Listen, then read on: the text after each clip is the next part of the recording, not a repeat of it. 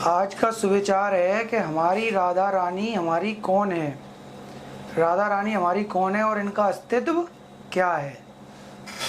हमारी राधा रानी का तीनों लोक और 14 भुवन में उनका अस्तित्व फैला हुआ है। ये नारायण के अंग से इनका प्रादुर्भाव हुआ है। कहते हैं ना, श्री नारायण अंग समाई। तो इनका प्रादुर्भाव जो हुआ है, श्री नारायण के अंग से इनका प्रादुर्भाव हुआ है। ये अष्टभुजा धात्री देवी हैं। ये अष्टभुजा धात्री देवी हैं। इनके रूप अलग अलग हैं। ये सारे जगत में फैली हुई हैं। ये नारायण की सेविका भी हैं और उनकी शक्ति भी हैं। ये नारायण की सेविका भी हैं और उनकी शक्ति भी हैं।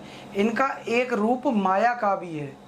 इनका एक रूप माया का भी है, जो कि सारे जगत में माया का रूप फैला हुआ है। जो हम सभी पर माया रूपी पर्दा है, जो हम सभी पर माया रूपी पर्दा है, ये केवल और केवल हरि की कृपा से ही हट सकता है। जो केवल हरि की कृपा से ही हट सकता है। ये इतनी बलवान हैं और शक्तिशाली हैं। ये इतनी बलवान और शक्तिशाली हैं कि दुर्गा बनकर राक्षसों के खेमे में घुसकर अकेली दैत्यों से लोहा लेने की ताकत रखती है।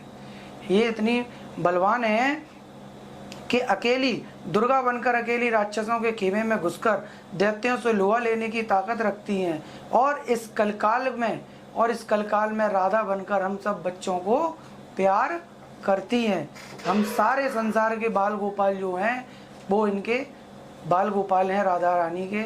और यही हम सब बाल गोपालों को प्यार करती हैं। ये केवल नारायण के तप में ही लीन रहती हैं।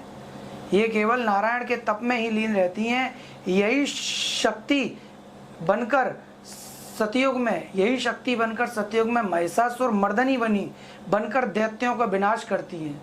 यही महिषासुर मर्दनी बनकर दैत्यों का विनाश करती हैं। और यही शक्ति त्रेता युग में सीता रूपी माया बनकर, यही शक्ति त्रेता युग में सीता रूपी माया बनकर रावण के खेमे में प्रवेश कर जाती हैं।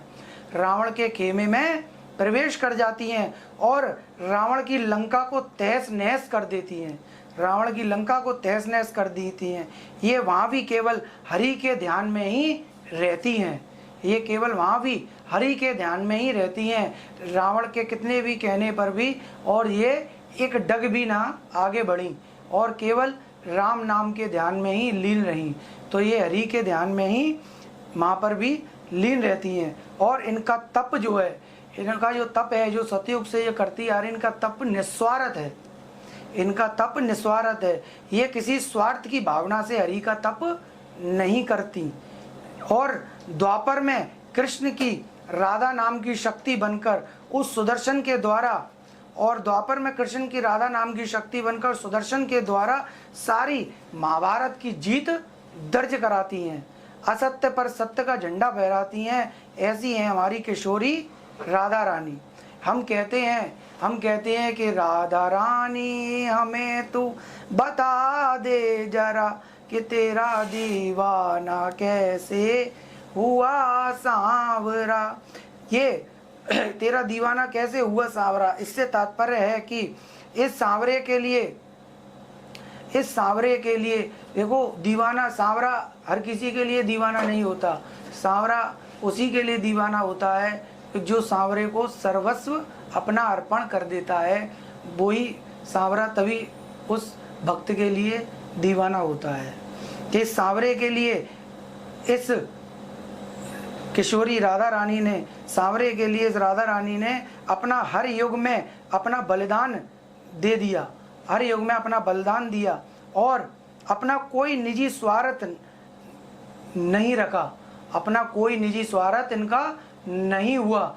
महादेव के तप की भी रक्षा यही करती हैं। महादेव के तप की रक्षा भी करती हैं और हरि के आदेश पर दैत्यों का संहार भी करती हैं। शक्ति का अस्तित्व बचाए रखना और सत्य की रक्षा करना, शक्ति का अस्तित्व बचाए रखना, सत्य की रक्षा करना, इतना सबके बाद भी अपने प्रभु से बदले में कुछ भी नहीं मांगना। इतना सबके बावजूद भी अपने हरि से यानी कि अपने स्वामी से, अपने हरि से कुछ भी ना इसके बदले में मांगना।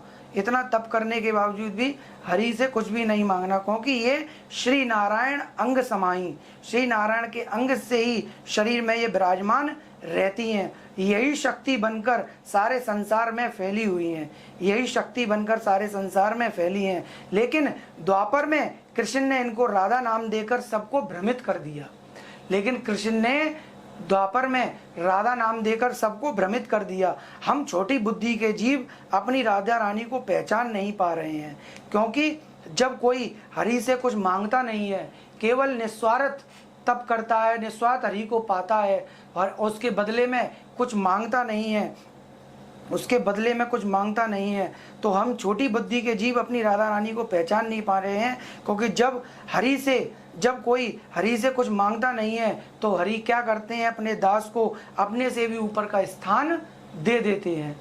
हरि से जब कोई कुछ मांगता नहीं है तो हरि अपने दास को अपने से भी ऊपर स्थान दे देता है, जैसे कि राधा रानी को दे दिया।